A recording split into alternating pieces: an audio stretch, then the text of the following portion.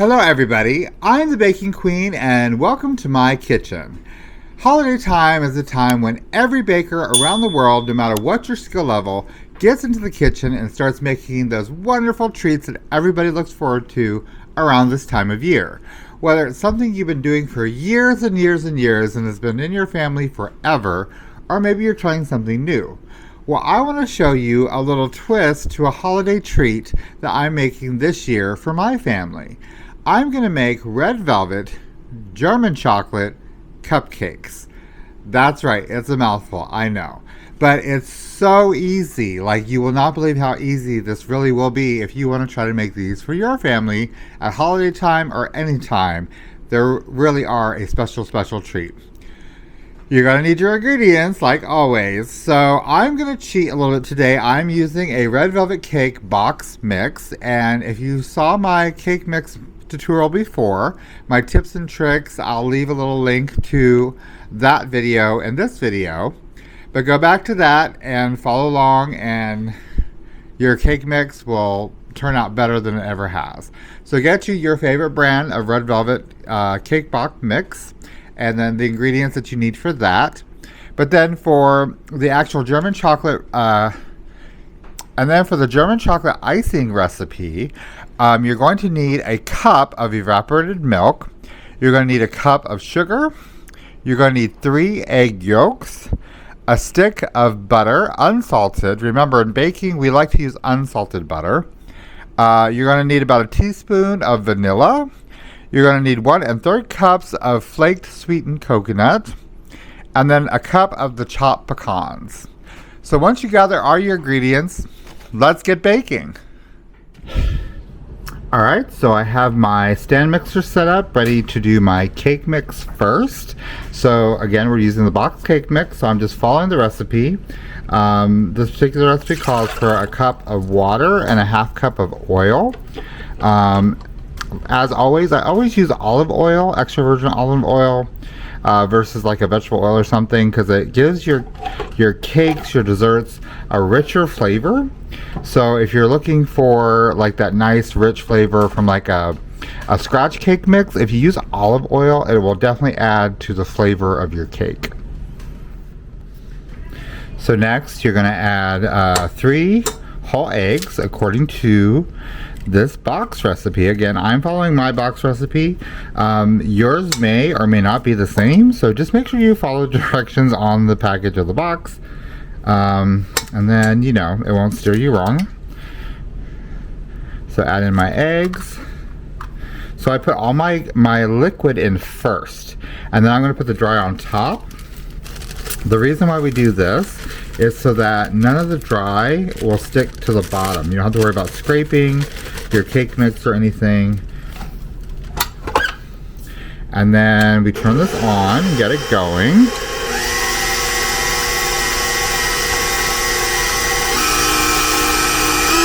And then we're going to mix it for about 2 minutes.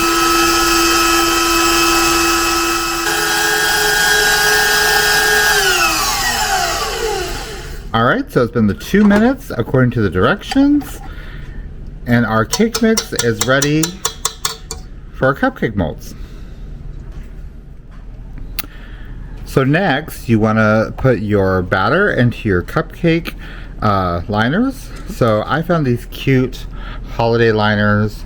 They do say Merry Christmas on the bottom, which I don't know why they decorate the bottoms. People don't really pick up their cupcakes and look at the bottom. But I thought these were just kind of cute and festive, and they're going to look pretty good when I do my finished product. So put those in there, and then again, use a scoop. These scoops are your friend. I'm telling you, if you invest in some of these scoops, you're going to love it, especially if you do a lot of baking, cooking in general. They're good for a lot of different things. So I'm going to take, and I'm going to do 2 scoops,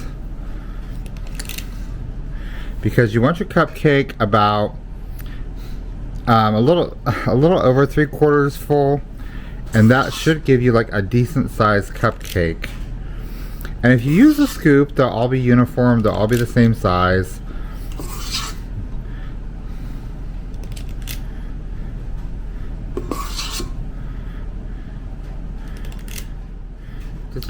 So I got all my cupcake cups filled with my batter. So now I'm just going to follow the directions and bake these in the oven as normal. So our cupcakes have come out of the oven. They look wonderful. So I'm going to let them sit out here and cool for a little bit. See if I can get one out without messing it up. Our beautiful holiday liner. Merry Christmas. These are going to be fabulous. Alright guys, so we have our saucepan here, and we're going to go ahead and turn this on to medium heat. And then we're going to put everything in there except for the coconut and the pecans.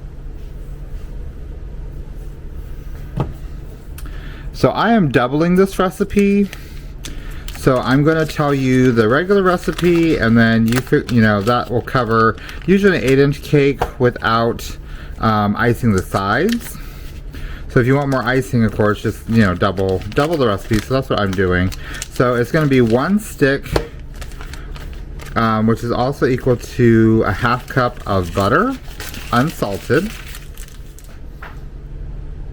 Then a cup of the evaporated milk, right in there. 3 egg yolks.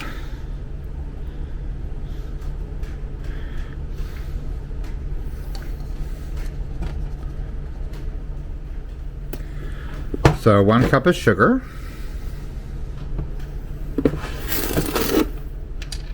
And a teaspoon of vanilla.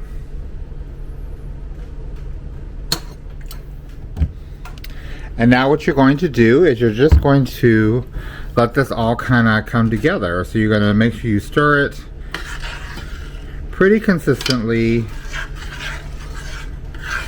You don't want to high heat because you don't want to cook your eggs. Then you'll have scrambled egg icing. But just, keep a constant stir on it. Eventually the butter will melt down. If you want to, you can always chunk up your butter so it's not one big stick. Will help it when it gets warm enough to melt down a little quicker. But you don't want to rush this process. So this can take anywhere from like 12 to 20 minutes, just depending. If you do a regular batch of icing, they say it can take like 12 minutes. Of course, if you do more than that, they say it can take about 20 minutes for this to cook down. Because you're basically just cooking it down all together until it gets thicker. Like it already has like a thick consistency to it, but you want it to be like a nice thicker consistency, and you'll see as we get to that stage. So my butter has melted, and I switched over to my whisk so I can make sure that everything is mixed up really good and everything. And so I'm just gonna keep on giving it a stir every now and then. It doesn't have to be a constant stir. And let this continue to cook on the medium heat until it gets just a little bit thicker. Right now it's still pretty loose, and so I'm just going to keep letting it cook until I get like a little bit more thickness. So while I'm waiting for my base to thicken up, I'm going to go ahead and take my pecans and my coconut and put it in a separate bowl. So it calls for a cup for the normal recipe. And then it calls for a 1.3 cups of the coconut.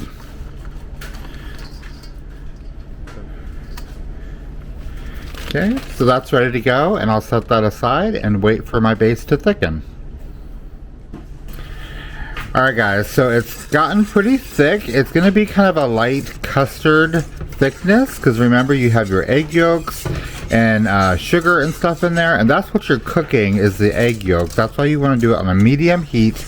You don't want to cook this super fast because then you end up with scrambled eggs, and you definitely don't want that. So this looks good to me. So you're going to take it off the heat, and then remember I had my coconut and my pecans ready to go. So we're just going to put that all in together. You're going to give this a stir. Now, some people like to toast the pecans before they do this. I don't suggest doing that because if your base is warm enough, it's going to cook the pecans and stuff a little bit anyway.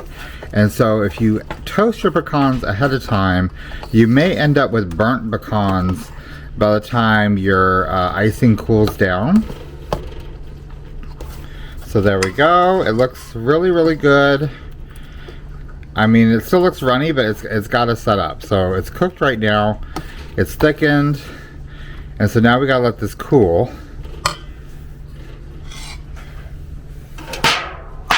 So what I'm going to do is I'm going to transfer it to one of my pans like I use like for fudge and stuff.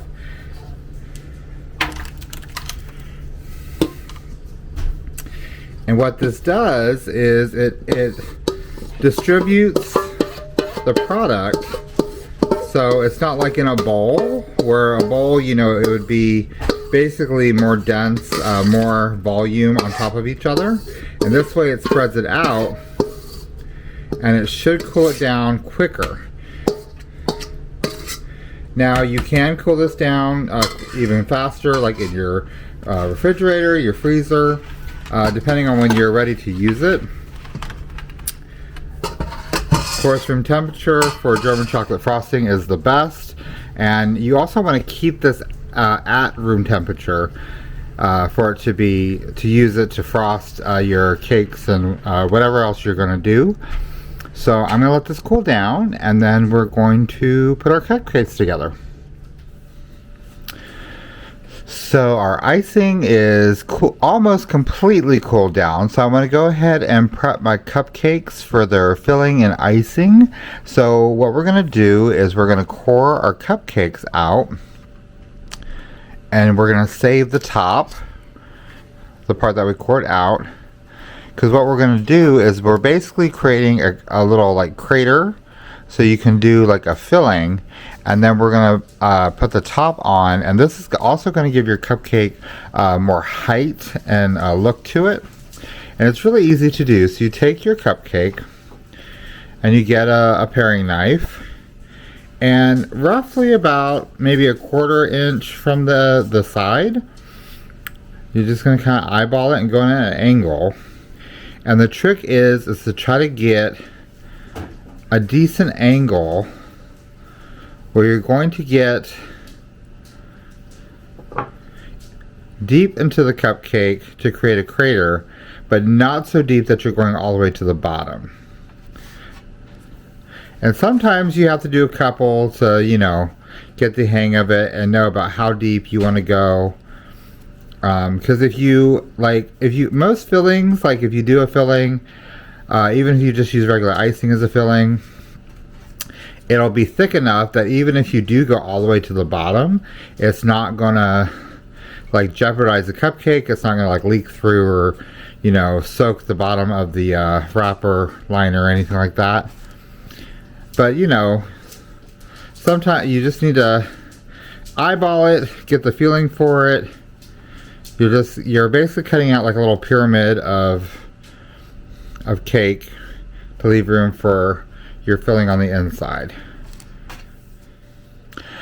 Alright, so I have all of my centers cut out of my cupcakes, so that I have room for my filling. And then, so what I have here is I have a little bit of rum, and I'm just going to add a little bit of a brush to the inside. Like, I don't want to put too much. I'm not making rum cake cupcakes, but I figured this would just add another layer of flavor into my cupcake. I don't want it overpowering between the red velvet and the German chocolate icing. Like, I just want a little, just give it, you know, that little something. So you just kind of dab it on the inside, and so the cake itself should soak the rum and just give it a little extra flavor, a little hint, a little taste. Alright, so now they're ready for their filling. Alright, so I got my German chocolate icing out of the fridge. For the most part, it is set up. I might let it set up a little bit more when I actually go to ice the cakes, but I can definitely use it right now to fill my cupcakes. So I'm going to use my scoop again, and I'm just going to plop a scoop worth in each cupcake. So that's my filling. Now, some of my craters are not very deep, so I may have to take some of the filling out, which is fine, because I'm going to need the icing to ice the tops of the cupcakes as well. So next, you just want to take like a knife, and you want to take your filling that you plopped in there and just kind of like level out your cupcake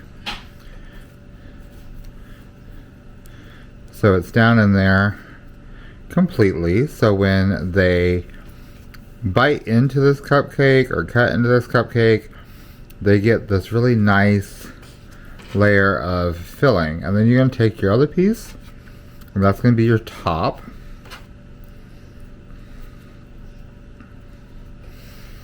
So as you can see, what it does is it creates a height for your cupcake. So now you have a filling, and you take the other piece of cake on top, and that's going to give you the height for your cupcake. Now, alright, so my icing has set up, and I'm going to ice my cupcakes. Now, normally I would put this in a pastry bag and just ice the cupcake, but this has got our pecans and our coconut in it.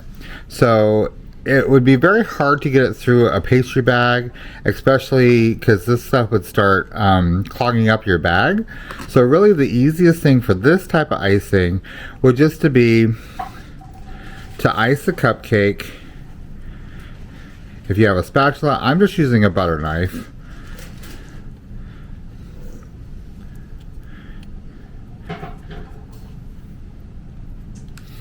And you're just going to ice your cupcake just like so. Make sure you fill in. Like I have a little gap in between my top piece and then the area I filled in with the filling. But you're just going to ice it. Ice over the top. And then if you want to add any other decoration like cake crumbs or sprinkles or edible glitter, any type of pick decoration, I would do that, especially if you're doing sprinkles or anything, I would do that right after you iced it, just to make sure that it would stick to the icing before it, you know, sometimes it dries and it gets like that kind of crust over it or whatever. So there it is, your iced cupcake. Alright guys, so there you have it. This is our red velvet German chocolate cupcake. Don't forget the little bit of rum that we put on the inside as well. I did decorate it with some holiday picks on top just to give it a little flair. You don't have to do anything at all to this if you don't want to, but the possibilities are absolutely endless. You can do cake crumbs, you can do sprinkles, you can do chocolate striping. Like, I mean, there's just so many things you could do if you want to decorate. But again, you don't have to, because I mean, it's a beautiful, delicious cupcake just as it is. So I hope I gave you some ideas how to cut and fill a cupcake to give it a filling and to use all the pieces and just create this nice, decadent dessert for your friends, family, co-workers, or even just yourself. So as always, thank you so much for watching. I am the Baking Queen. Just keep baking.